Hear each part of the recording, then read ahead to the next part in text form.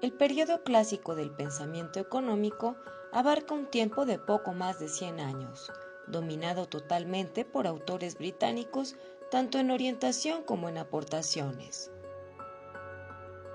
Los tres grandes pensadores y sus obras más representativas de la corriente clásica son Adam Smith, con su obra Una investigación sobre la naturaleza y causa de la riqueza de las naciones, publicada en 1776. El predominio de su pensamiento duró hasta cerca del año 1820.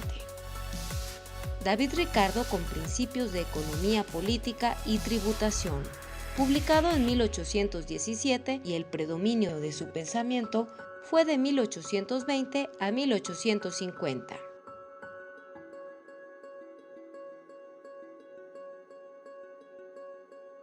Con Johann Stuart Mill se cierra el periodo del pensamiento clásico y su obra principal fue Principios de Economía Política, publicado en 1843, y el dominio de su pensamiento se extendió de 1850 a 1890. Autores como Thomas Malthus y Carlos Marx se denominan también como clásicos, aunque su orientación es la crítica de la economía clásica.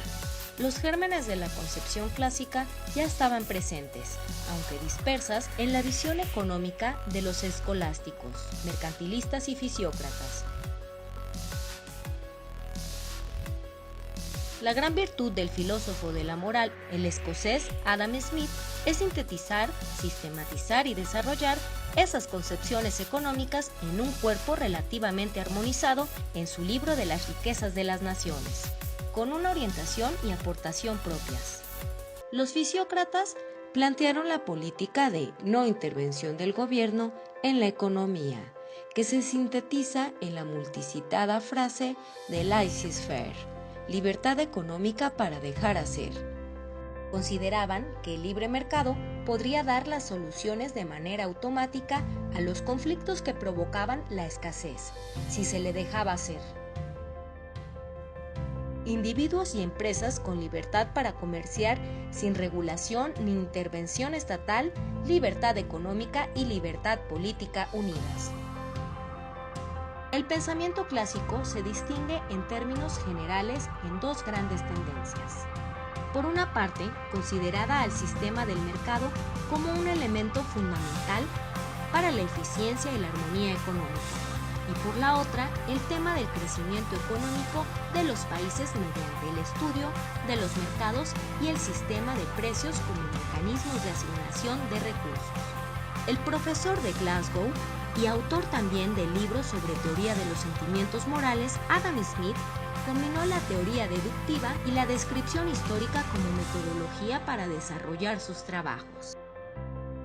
Partía de la interdependencia entre los aspectos económicos, políticos, históricos, éticos y sociológicos, para derivar en recomendaciones para promover la riqueza de una nación, el arte de la economía. La apuesta y los argumentos de Smith por el laissez-faire se dan desde el aspecto del desarrollo teórico y en función de su contexto histórico e institucional.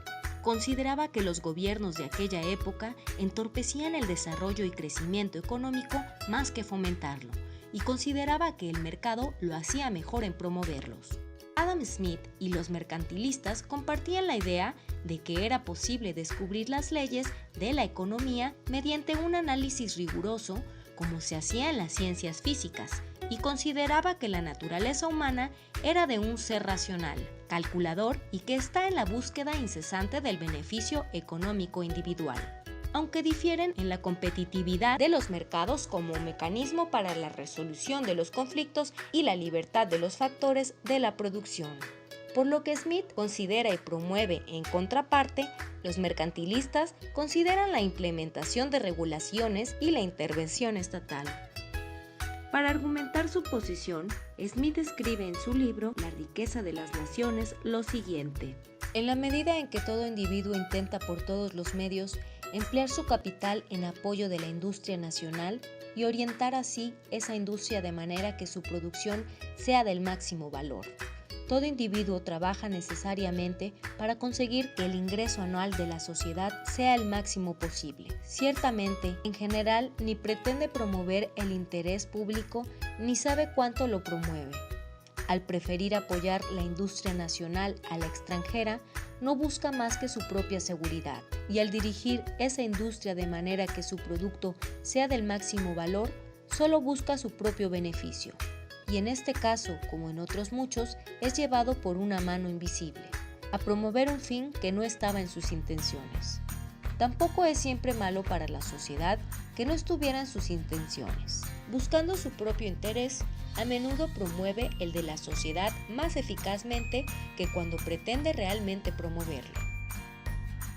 Es decir, los individuos al promover el interés personal promueven el interés de la sociedad. ¿Por qué limitarlos?, se decía Smith. Las actividades capitalistas, según Smith, al fin derivan en armonía y en cierta bondad desde una situación primera de conflicto y de la persuasión del interés de maximizar las ganancias produciendo mercancías que desean las personas. La obtención de ganancias del capitalista genera el interés de otros capitalistas que ingresan en la industria con nuevas empresas a competir por esas ganancias, lo que provoca una disminución de los precios de los bienes a mayor satisfacción de los consumidores. Esa competencia genera también un uso más eficiente y racional de recursos o factores de la producción, disminuyendo los costos sociales y un mayor pago por aquellos factores que incremente notablemente su productividad.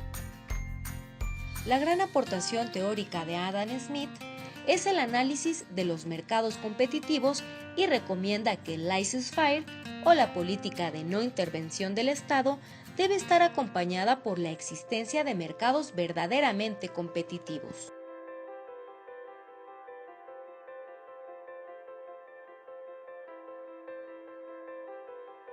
Por otra parte, considera que la naturaleza y la causa de la riqueza de las naciones no se define en acumular metales preciosos, como lo sugerían los mercantilistas, y limitar el comercio mediante aranceles y reglamentaciones con el fin de exportar más mercancías de lo que se importa de otras naciones. Es decir, mantener una balanza comercial favorable, sino más bien en la capacidad de incrementar el flujo de bienes en una nación y que el fin último de las actividades económicas es el consumo y el trabajo como la fuente de valor de las mercancías. Adam Smith parte del supuesto de que los recursos son utilizados automáticamente a su máximo potencial, por lo que considera que la riqueza de una nación o renta depende de dos puntos. Primero, de la productividad del trabajo en función de su división y su especialización, que a su vez dependen de la acumulación de capital y de lo grande o pequeño que sea un mercado, es decir, de su extensión. La dimensión cambia ante un mercado de una comunidad de 5.000 personas a una de 100 millones y que se requiere para su inserción de la acumulación de capital. Pensemos en un vendedor de naranjas que ofrece su producto en el mercado local y decide ofertarlas en el mercado asiático y de todas las implicaciones que significan este lance. Segundo punto, de la proporción de trabajadores que tiene un trabajo útil o productivo. Smith consideraba el trabajo productivo como aquel de cuyo resultado producía un bien tangible y útil, como el que se utilizaba en las industrias de los capitalistas, y el trabajo improductivo como las labores que no producían un bien tangible. Además, consideraba que el pago que hacían los terratenientes a la servidumbre era un gasto inútil. Es decir, es mejor tener un mayor número de personas trabajando en las industrias que producen bienes tangibles, que desperdiciar recursos en pagar servicios. En este sentido, consideraba que el gasto público ejercido por el Estado, por un lado, debería estimular y propiciar el desarrollo de las industrias y los capitalistas, la acumulación de capital y el crecimiento económico, aunado a la reducción en el cobro de impuestos para estos. Y por el otro, reducir a la mínima expresión el tamaño del Estado, centrándose solo en temas como la seguridad pública, la educación pública y en los aspectos no redituables para los capitalistas privados, y por lo demás no intervenir en la economía donde una mano invisible hará un mercado eficiente. La conclusión a la que llega Adam Smith es que si bien la división y productividad del trabajo son detonantes inmediatos de la riqueza de una nación, la acumulación de capital es determinante. Smith y David Ricardo fueron impulsadores del libre comercio entre las naciones. Su argumentación radicaba en que si determinado país era muy bueno produciendo ciertas mercancías, debería de centrarse en ello y comprar a otros países aquellas en las que su costo fuese inferior que producirlas en el propio país. Por ejemplo, si México está especializado en producir autos y maíz, debería centrarse en ello y comprar teléfonos celulares o televisores a China, Estados Unidos o Corea del Sur, que los producen a bajo costo relativo.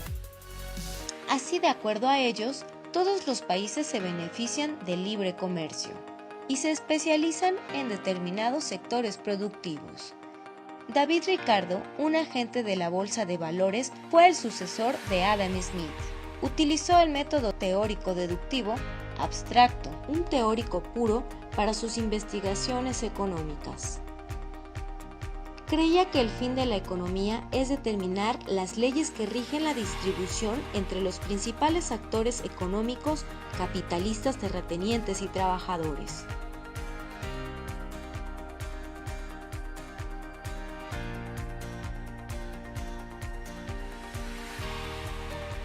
Consideraba que los terratenientes se apropian de la riqueza y por lo tanto recomendaba aplicar impuestos a las rentas obtenidas por los dueños de las tierras.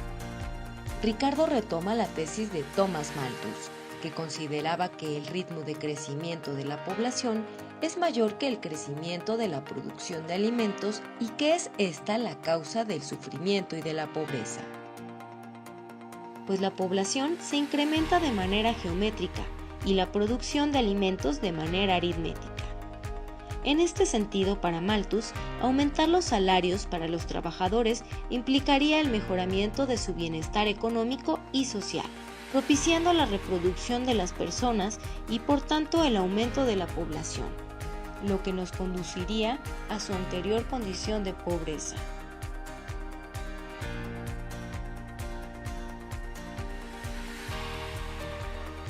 Hay que considerar que Malthus desconocía sobre el control de la natalidad y confundió el deseo instintivo de mantener relaciones sexuales con el deseo de tener hijos, y no visualizó la posibilidad del desarrollo tecnológico de la agroindustria, que permite desarrollar la productividad en la producción de alimentos para una creciente población. En este sentido, Ricardo consideraba a los trabajadores como actores económicos pasivos que deben recibir un salario de subsistencia.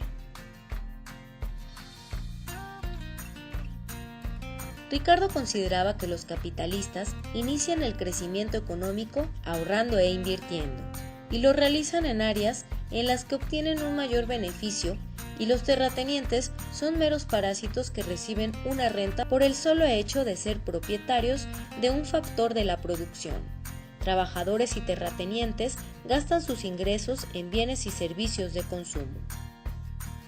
David Ricardo utilizó el principio de los rendimientos decrecientes para desarrollar su teoría de la renta, que solo la aplicó en la agricultura.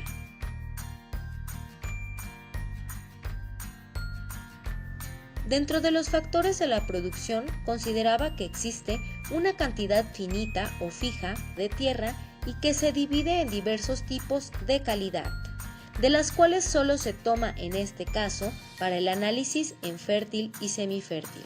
Por otra parte, en el criterio de Ricardo, los factores capital y trabajo dependen de las cuestiones tecnológicas.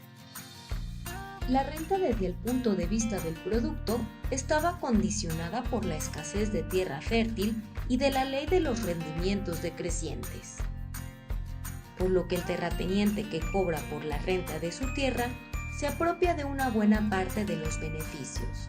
sustentando por la necesidad cada vez más creciente de alimentos de una población en aumento geométrico. La cantidad de producción en una parcela de tierra fértil, si todo permanece constante, es una combinación óptima de capital y trabajo. Supongamos que el producto marginal es de 100 quintales de trigo. Si intensificamos su producción, aumentando más unidades de capital y trabajadores, va a llegar a un punto en que el producto marginal por cada unidad agregada va a decrecer en 90 u 80 quintales sucesivamente por la ley de rendimientos marginales decrecientes. Y si hacemos extensiva la producción, es decir, incorporando tierras o parcelas más alejadas de menor calidad semifértiles, el producto marginal para este tipo de tierra es, por ejemplo, de 90 quintales. La adición de unidades de capital y trabajo en un producto marginal decreciente de 80 quintales. Los conceptos de los rendimientos decrecientes y de la renta desarrollados por David Ricardo constituyen la base de la teoría de la productividad marginal. Ricardo replanteó el principal problema de la teoría valor, pues la mayoría de los teóricos de su época buscan explicar las fuerzas que determinan los precios relativos existentes en un determinado tiempo, y él consideraba que el principal problema es explicar las fuerzas que determinan los precios relativos con el paso del tiempo. Para ello, era necesario encontrar una mercancía que no variase con el paso del tiempo, para poder comparar las variaciones de las demás mercancías de un tiempo a otro. Aunque el autor reconoció que no existía dicha mercancía de valor, después de realizar arduos esfuerzos en su búsqueda, Ricardo, en su citado libro, en el capítulo referente al valor, manifiesta que el valor de una mercancía, o sea la cantidad de cualquier otra mercancía por la que se intercambie, depende de la cantidad relativa de trabajo necesario para su producción, y no de la mayor o menor remuneración que se pague por ese trabajo. El valor depende de la cantidad de trabajo necesaria para producir, no del salario que se paga para producir una mercancía. Por otra parte, David Ricardo expuso que el precio de esas mercancías estaba determinado por la escasez y por la cantidad de trabajo necesario para producirlas. Es preciso decir que su teoría del valor solo aplica a mercancías que se pueden producir libremente y en un mercado de competencia perfecta. David Ricardo se enfrentó a las dificultades como cualquier investigador o estudiante. Para comprender un poco más, cita las siguientes preguntas como elementos detonantes que pueden generar la curiosidad. La primera es, ¿cómo medir la cantidad de trabajo? Segunda, ¿cómo homogeneizar las distintas cualificaciones del trabajo? Tercera, ¿cómo influyen los bienes de capital en el precio? La cuarta, ¿cómo influye el factor tierra en determinación del precio? Y por último, ¿cuál es el peso del beneficio en la determinación del precio? ¡Hasta pronto!